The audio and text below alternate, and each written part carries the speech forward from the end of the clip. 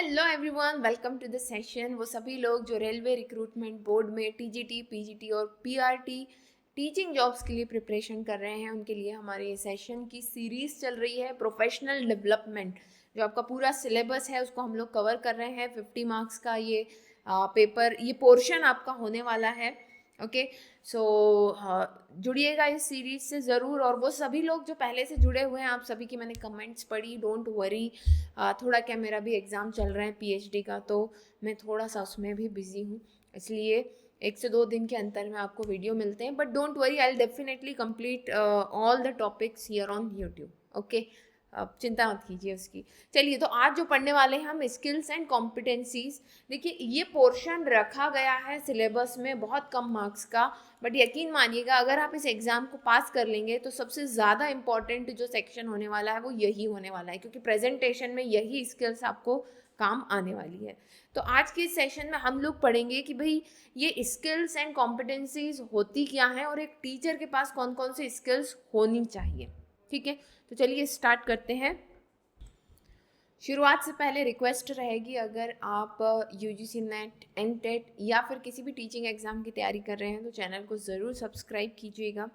ये हमारे आज के लेक्चर का आउटलाइन होने वाला है। स्किल एंड कॉम्पिटेंसीज हम लोग समझने वाले हैं।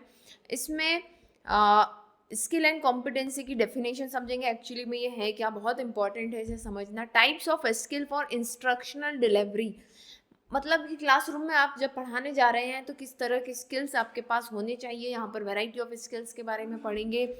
कॉम्पिटेंसीज क्या ज़रूरी है इफ़ेक्टिव इंस्ट्रक्शन के लिए, अगर आप क्लास में इफ़ेक्टिवली, बहुत प्रभावशाली तरीके से पढ़ाना चाहते हैं तो कौन कौन सी कॉम्पिटेंसीज, देखिए स्किल और कॉम्पिटेंसीज अलग अलग होती हैं, समझेंगे क्या होना चाहिए। फिर देखिए कि कोई भी टॉपिक आप पढ़ाने के लिए जा रहे हैं तो वहाँ पर हर एक टॉपिक को पढ़ाने के लिए एक परफेक्ट मेथड होती है। ऐसा नहीं कि आप सब कुछ लेक्चर से ही पढ़ा देंगे, आप सब कुछ प्रोजेक्ट में ही दे देंगे। No, that's not good, not effective way to give instruction. ठीक है, होना क्या चाहिए, according to topic you have to select the perfect instructional method और टीचिंग मैथड। ओके, तो कौन कौन सी टीचिंग मैथड्स हो सकती हैं उस पर हम लोग इस सेक्शन में बात करेंगे। हम ट्रेडिशनल मीन्स की बात करेंगे, हम मॉडर्न तरीकों की बात करेंगे और अल्टरनेटिव इंस्ट्रक्शंस की हम लोग बात करेंगे। तो ये रहा हमारा आज का आउटलाइन। चलिए आगे बढ़ते हैं और बात करते हैं सबसे पहले कि भाई ये स्किल्स एंड कॉम्पिटेंसीज होती क्या हैं। Okay, so skill and competencies are crucial for effective teaching and learning। Obvious सी बात है, आपके पास स्किल और कॉम्पिटेंसी, जिसे हम हिंदी में कह सकते हैं कला और क्षमता। ठीक है, स्किल क्या है, कला, और कॉम्पिटेंसीज क्या है, क्षमता। ठीक है, तो इफेक्टिव टीचिंग लर्निंग के लिए ज़रूरी है the encompasses a range of abilities required by educator to facilitate learning and by learner to achieve educational goals. तो लर्नर को उसके एजुकेशनल गोल्स तक पहुंचाने के लिए टीचर के पास कला, है ना, या कौशल कह ले, और क्षमता होना ज़रूरी है। तभी जा कर के आप स्टूडेंट को उसके एजुकेशनल गोल जो हम सिखाने आए हैं वहाँ तक सिखा पाएंगे। इन शॉर्ट स्किल्स की बात करें, जैसे मैंने कहा था, स्पेसिफिक एबिलिटी, किसी भी एक टास्क को करने की जो आपकी क्षमता है ना, जो कला है वो क्या है, स्किल है। ठीक, जैसे आप टाइपिंग स्किल्स है आपके पास, दैट इज ओके। बट जब हम बात करते हैं कॉम्पिटेंसीज की, तो यहाँ पर competencies as a broader view, इसमें 2-3 चीज़ें मिक्स हो जाती हैं। नॉलेज होना चाहिए चीज़ों का, स्किल होनी चाहिए, कला होनी चाहिए करने की, और एटीट्यूड होना चाहिए to perform that task effectively. Teaching की बात कर रहे हैं तो ऑब्वियस सी बात है, टीचिंग से रिलेटेड नॉलेज होना चाहिए, पेडागोजिकल नॉलेज हो, कंटेंट नॉलेज हो, है ना, क्या पढ़ाना है, कैसे पढ़ाना है। ठीक है, उसकी कला हो, साथ ही एटीट्यूड भी हो टीचर का एक। ठीक, तो स्किल्स एंड कॉम्पिटेंसीज, कला और जो आप कह सकते हैं कि क्षमता होती है, वो दोनों ही ज़रूरी है for being a effective, for deliver a effective instruction. ठीक, आगे बढ़ते हैं। तो डिफरेंस समझ में आ गया होगा आपको। स्किल एक स्पेसिफिक एबिलिटी की बात करते हैं, वहीं हम कॉम्पिटेंसीज की बात करें, so it's a combination of knowledge, skill and attitude. Okay, so type of skills for instructional delivery, क्या क्या स्किल्स एक टीचर के पास होनी चाहिए फॉर डिलीवरी ऑफ इंस्ट्रक्शन, है ना। जो भी कुछ आप पढ़ाने जा रहे हैं, आप इसको ऐसा बहुत सिंपल वे में समझें कि जो भी कुछ आप पढ़ाने जा रहे हैं क्लास में, उसके लिए आपके पास कौन कौन सी स्किल होना चाहिए। तो ऑब्वियस सी बात है, अगर आप एक टीचर हैं और आप बच्चों को पढ़ाने जा रहे हैं, तो आपके पास पढ़ाया कैसे जाता है उस चीज़ का नॉलेज होना चाहिए। उसी को हम क्या कहते हैं, पेडागोजिकल नॉलेज, है ना। टीचिंग ऑफ टीनेजर्स, है ना, या adolescent learner, that is a pedagogy. The ability to design and implement lesson plans effectively. आप अपने लेसन प्लान्स को डिज़ाइन कर सकते हैं या नहीं, और जब कर लेते हैं तो उनका इम्प्लीमेंट कैसे करना है, ये आपको कहाँ, ये जो स्किल है ये क्या कहलाती है, pedagogical skill. Application of various teaching methods and strategy. जितनी भी टीचिंग मेथड्स होती हैं, जो भी स्ट्रैटेजीज आप क्लासरूम में लगाते हैं, है ना, वो भी पेडागोजिकल स्किल्स हैं। क्लासरूम मैनेजमेंट, आपको लेसन प्लान भी बनाना है, उसको इम्प्लीमेंट भी करना है, साथ ही साथ आपको क्लासरूम को मैनेज भी करना है। बिकॉज अगर आप क्लासरूम मैनेज नहीं कर पाएंगे तो यू कांट टीच, ठीक है, तो सारी मेहनत बेकार है। तो classroom management is highly required to maintain an effective learning environment. Differentiated instruction to cater the diverse learners. Different type के जो learners होते हैं, है ना, उनकी जो रिक्वायरमेंट है उसको इमीडिएटली सेटिस्फाई करना ज़रूरी है। मान लीजिए आप एक एग्जाम्पल के साथ क्लासरूम में गए और क्लासरूम में 30 बच्चों में से 10 को ही वो चीज़ समझ में आई, तो पहली चीज़ तो ये कि आप इमीडिएटली, आपको ये बात समझ में आनी चाहिए एज ए टीचर कि भाई 10 बच्चे समझ पा रहे हैं, 20 को नहीं आ रही है समझ में, तो इमीडिएटली आप वहाँ पर एक दूसरी मेथड लगाएं और उन 20 बच्चों को भी समझाने की कोशिश करें। तो डिफरेंशिएटेड इंस्ट्रक्शन, ये ऑनगोइंग भी हो सकता है, एट अ टाइम आप समझ के भी कर सकते हैं, या फिर आप अपने लेसन प्लान को भी ऐसे डिज़ाइन कर सकते हैं कि आपने थ्योरी, कुछ बच्चों को थ्योरी से समझाने की कोशिश की, कुछ समझ गए, नहीं समझ पाए, उनके लिए आपने बाद में एक प्रैक्टिकल भी रखा, एक डिमॉन्स्ट्रेशन रखा, ठीक है। So that is up to you कि आप कैसे इस चीज़ को कैटर करेंगे। Okay, then assessing and providing constructive feedback. अब पढ़ाने लिखाने के बाद टीचर का ये काम भी है कि भाई जो पढ़ाया लिखाया हमने उसको असेस करें, उसको मेजर करें कि भाई बच्चा समझा या नहीं समझा, तो फिर उसे अपने आप को भी एक फीडबैक देना कि क्यों नहीं समझ पाया, और बच्चे को भी बताना है कि भाई कहाँ कहाँ प्रॉब्लम है, कहाँ पर हमें ध्यान देने की ज़रूरत है। So providing feedback, that is a pedagogical skill. तो क्या पढ़ाना है, कैसे पढ़ाना है, पढ़ाना और फिर उसके ऊपर रिफ्लेक्शन, ये सब कुछ जो है पेडागोजिकल स्किल्स के अंतर्गत आ जाता है। ओके, देन उसके बाद है कम्युनिकेशन स्किल्स, बोलने का तरीका।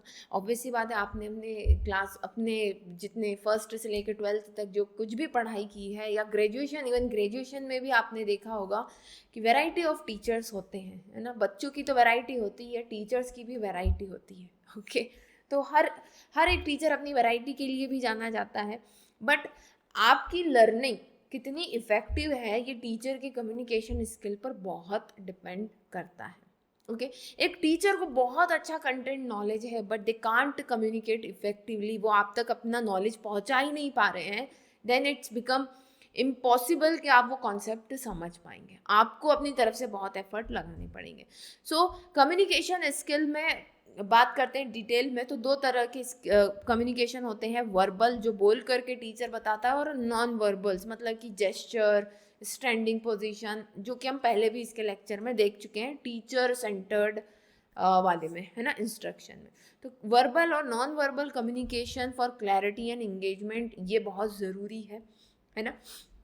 एक बार टीचर की आवाज़ ऊंची हो जाए, पूरी क्लास शांत हो जाती है, ठीक है। जहाँ टीचर की आवाज़ धीमी हुई या टीचर का ध्यान कहीं हटा, अटेंटिवनेस गई, तो पूरी क्लास में हल्ला स्टार्ट हो जाता है। तो that is a verbal and non verbal communication.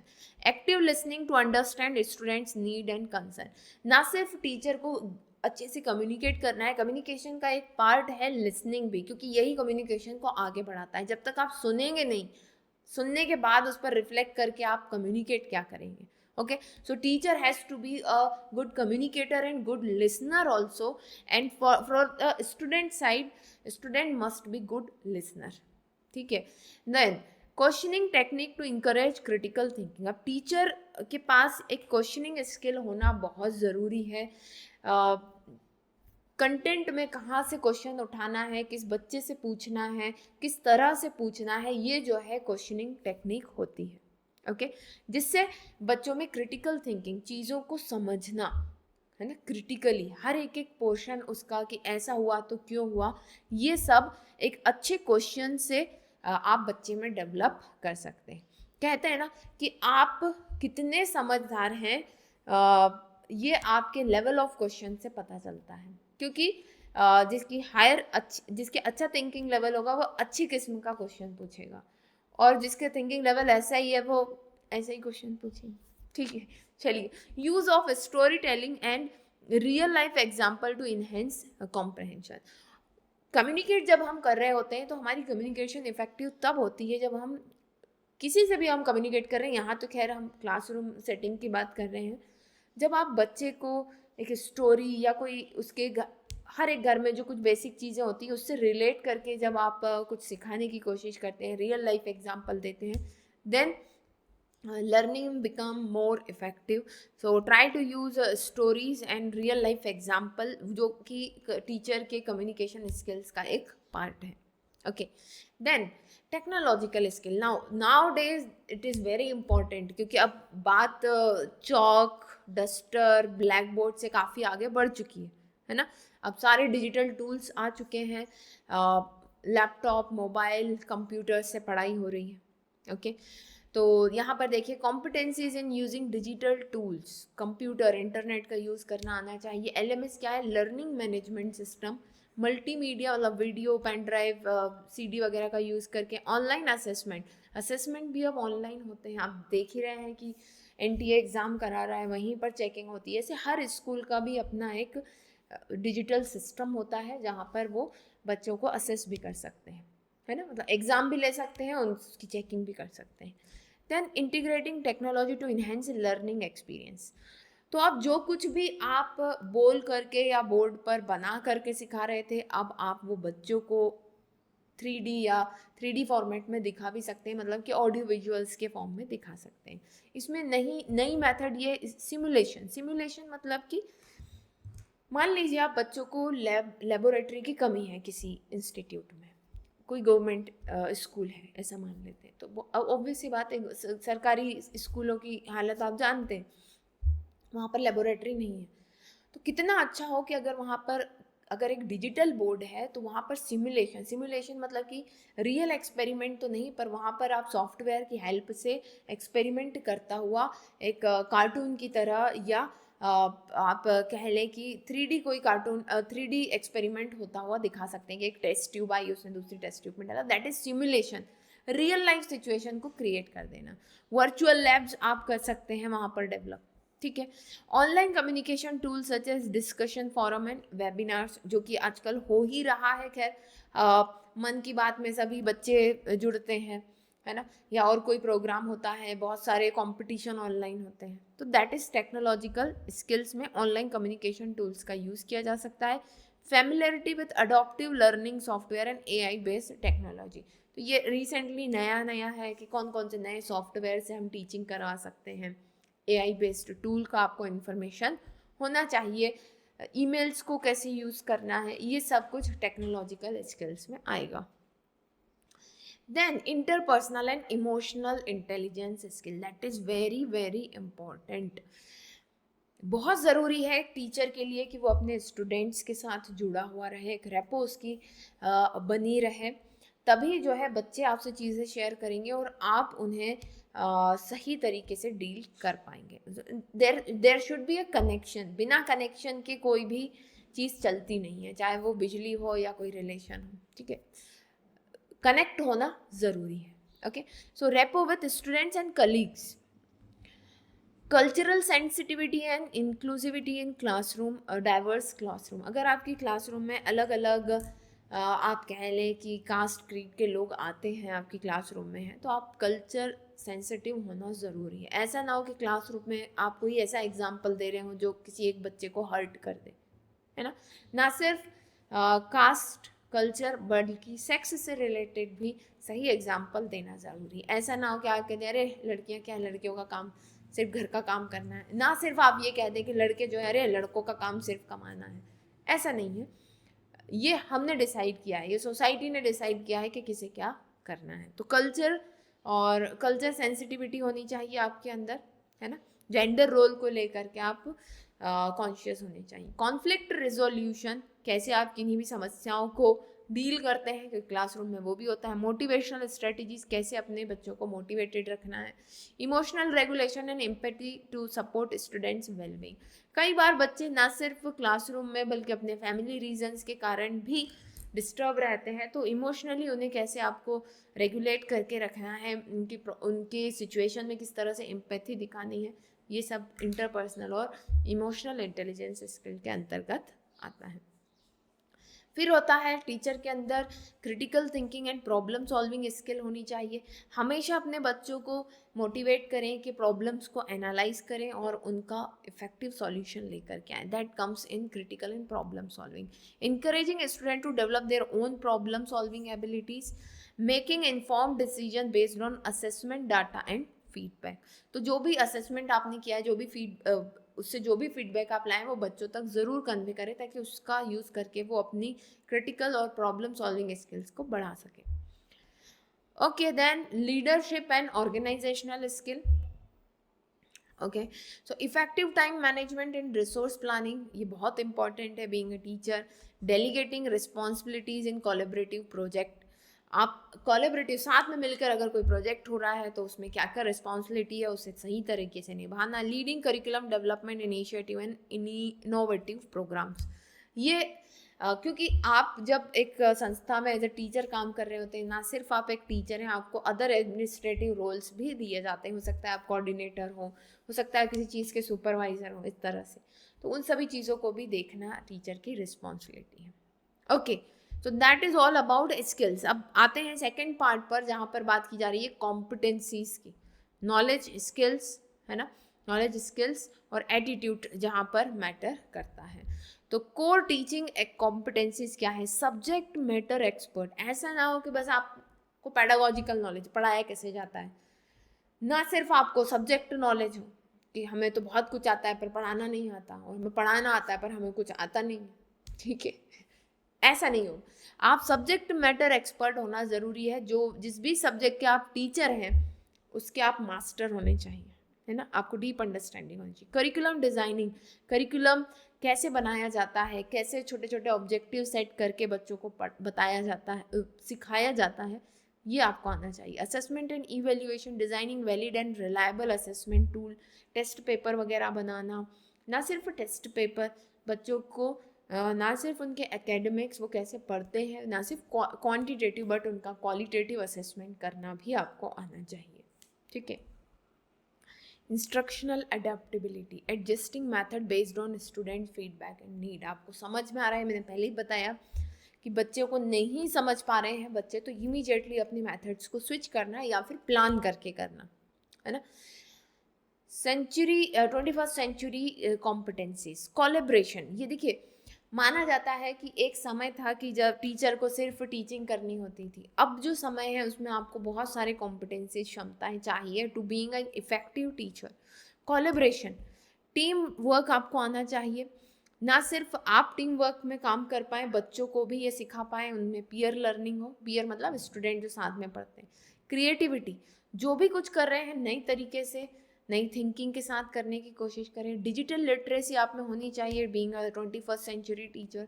Global awareness, different global issues जो हैं उनको आप कैसे टीचिंग में रिलेट कर पाते हैं। जैसे आपने देखा होगा ओझा सर, है ना, हिस्ट्री वाले, तो वो अक्सर अभी जो हो रहा है उसको हिस्ट्री से रिलेट कर देते हैं कि भाई ये जो इफेक्ट हुआ, ये पास्ट में ऐसा हुआ था ना, उसका नतीजा है कि आज ये सारी चीज़ें हो रही।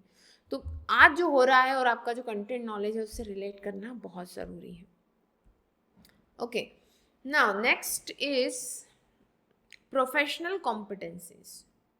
Professional competencies, देखिए जब हम टीचिंग फील्ड में हैं then it should not be कि भाई हम जो पढ़ लिए थे आज से 15-20 साल पहले उसी पर हम चले जा रहे हैं। Successful, for being a successful any field you have to be a good learner, है ना। तो लर्निंग इज लाइफ लॉन्ग, हमेशा आपको कंटिन्यूअसली कुछ ना कुछ सीखते जाना है। आपकी प्रोफेशन में क्या नए डेवलपमेंट हुए हैं, क्या कंटेंट नॉलेज और बढ़ गया है वो आपके पास होना चाहिए। Ethical practices, maintaining integrity and professionalism in teaching. Teaching profession के कुछ रूल्स हैं, रेगुलेशन है, सही गलत है, हर प्रोफेशन का होता है, वो आपको फॉलो करना ज़रूरी है। That is a professional competence. Reflective practices, regular self assessment. Being a teacher आपको अपने आप पे भी रिफ्लेक्ट करना चाहिए कि मैं कैसी कर रही हूँ या कर रहा हूँ, किस तरह से मैं अपनी स्किल्स को और इम्प्रूव कर सकता हूँ। ठीक है, तो ये प्रोफेशनल कॉम्पिटेंसीज हुई। अब बात करते हैं मीन्स ऑफ इंस्ट्रक्शनल डिलीवरी। किस किस तरह से आप कंटेंट नॉलेज को अपने स्टूडेंट्स तक पहुंचा सकते हैं। Instruction delivery refers to the method and medium use by educator to convey knowledge and facilitate learning. सबसे पहला हम देखेंगे इसमें ट्रेडिशनल मेथड जो पहले से चली आ रही है, face to face teaching, classroom based lecture with direct interaction, group discussion और हैंड्स ऑन एक्टिविटी। एडवांटेज, ये पहले से चले आ रहे हैं। फ़ायदा क्या है इसका, इमीडिएट फीडबैक एंड इंगेजमेंट हो जाता है, स्ट्रॉन्ग टीचर स्टूडेंट रेपो बनता है, स्ट्रक्चर्ड लर्निंग इन्वायरमेंट होता है। वहीं डिसएडवांटेज क्या है, इसमें फ्लेक्सिबिलिटी कम है। टीचर पढ़ा रहा है, बच्चे को पढ़ना है, ठीक है, ज़्यादा ना समय है ना इंटरेक्शन का मौका मिल रहा है। टाइम एंड लोकेशन कंस्ट्रेंट, मतलब फिक्स्ड है, कहाँ पर होना है, कितनी बजे होना है, फ्लेक्सिबिलिटी कम है इसमें। Next, chalk and talk method. Teacher explain concept using blackboard or whiteboard, suitable for step by step problem solving, require a strong presentation and explanation skill. ठीक है, तो अगर आप चॉक टॉक कर रहे हैं, मतलब कि कुछ लिख रहे हैं, कुछ समझा रहे हैं, सो एक्सप्लेनेशन वही जो पहले पढ़ी है, communication pedagogical skills must be very very strong. Print based material, text book है, वर्क बुक है, प्रिंटेड नोट से आप पढ़ा रहे हैं, ये इंस्ट्रक्शनल टूल होते हैं प्रिंट बेस्ड मटेरियल में। एडवांटेज क्या है, easily accessible and cost effective standard curriculum delivery हो जाती है स्ट्रक्चर्ड वे में, क्योंकि सब कुछ प्रिंटेड है, बच्चा स्टेप बाय स्टेप आगे बढ़ता जाता है। लिमिटेड इंटरेक्शन एंड इंगेजमेंट, क्योंकि मेन इंगेजमेंट आप किसके साथ हो जाता है, जो मटेरियल है प्रिंटेड मटेरियल उसके साथ। आगे बढ़ते हैं, फिर आती है मॉडर्न मीन्स ऑफ इंस्ट्रक्शन। सबसे मॉडर्न क्या है, e learning and online platform. Learning management system has been develop, जैसे मूडल है, गूगल है, गूगल क्लासरूम है, देखा होगा आपने। वहाँ पर आप अपना कंटेंट क्रिएट कर सकते हैं, वीडियो है, सॉफ्ट आप PDF वगैरह सब कुछ उसमें डाल सकते हैं। Okay, self pace and flexible learning, आप टाइम लिमिट दे दें या चाहे ना भी दें। सेल्फ पेस मतलब कि बच्चा अपने क्षमता के अनुसार टाइम निकाल करके जितना जैसा उसको समझ में आ रहा है उस हिसाब से पढ़ सकता है। एडवांटेज क्या है, एसेसिबिलिटी फ्रॉम एनीवेयर, कहीं से भी एक्सेस कर सकते हैं। पर्सनलाइज लर्निंग पाथ, हर बच्चे के लिए पर्सनलाइज लर्निंग हो जाती है, क्योंकि सेल्फ पेस है, आपको जब जितना समय मिल रहा है कवर करने का आप कर लीजिए। Disadvantage, require internet access and digital literacy, ये बहुत बड़ा डिजिटल, आप सबसे पहली चीज़ तो आपके पास कंप्यूटर या मोबाइल हो, दूसरा आपके पास इंटरनेट कनेक्शन हो, तीसरा आप उन्हें चलाना जानते हो, तो ये इसके डिसएडवांटेज हो जाते हैं। Blended learning, mixture, blend means mixture, combination of traditional classroom method with online learning. Feature क्या है, flexibility of online content with in person support, तो एक पर्सन में भी सपोर्ट में रहेगा और आपको ऑनलाइन कंटेंट प्रोवाइड किया जाएगा। Encourages independent and collaborative learning, ये हमने पहले भी पढ़ा हुआ है। एग्जाम्पल क्या है, ब्लेंडेड लर्निंग के flipped classroom where student study online material before coming to classroom discussion. तो फ्लिप्ड क्लासरूम ब्लेंडेड लर्निंग का एक टाइप है, उसमें बच्चे को पहले ही ऑनलाइन मटेरियल दे दिया जाता है कि भाई ये कॉन्सेप्ट है, ऑनलाइन वीडियो में देख करके आना, डाउट जो है अपन लाइव मतलब क्लासरूम में फेस टू फेस डिस्कशन करके क्लियर करेंगे।